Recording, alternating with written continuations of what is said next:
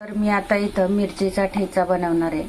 म्हणजे तो 10 ते 15 दिवस आरामशीर फ्रीजमध्ये राहतो. पटकन आपल्याला कोणत्याही भाजीला फोडणी द्यायची म्हटलं, सुक्की भाजीला, तर तुम्ही हे ठेचा वापरू शकता. तर बघा, मी इथे हिरव्या मिरच्या घेतलेल्या आहेत. तर मी 15 दिवसाचा एकदाच बनवून घेते, त्यामुळे जास्त घेतल्यात. त्याच्यामध्ये एक अर्ध इंच म्हणजे आल्याचा तुकडा घेतलेला आहे, पाहू शकता. आणि त्याच्या खाली जो आहे लसूण घेतला. तर लसूण भरपूर प्रमाणात घ्यायचा आहे. 7 ते 8 म्हणजे कांड्या मी लसूण घेतलाय मोठ्यावाल्या. कारण का लसूण जेवढा असेल ना तेवढं छान लागतं ते ठेचा. तर पाहू शकता याच्यात लसूण किती आहे.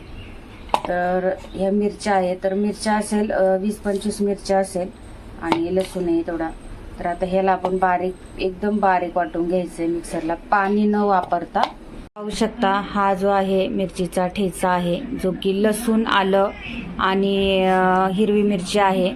तर हा जो आहे ना ठेचा, तो तुम्हाला 15 ते 20 दिवस आरामशीर डब्यामध्ये टिकून राहतो.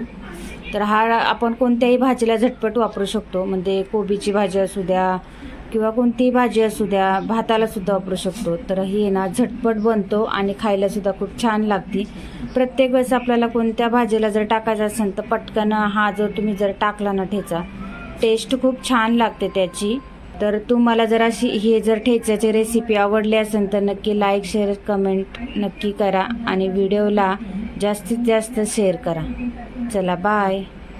तुम्ही पाहू शकता ह्या सुक्या भाज्यांना तुम्ही तोच बनवलेला ठेचा आहे तो आरामशीर घालू शकता. झटपट बनतात भाज्या. तर कसा वाटला तुम्हाला व्हिडिओ नक्की कमेंट्स करून सांगा.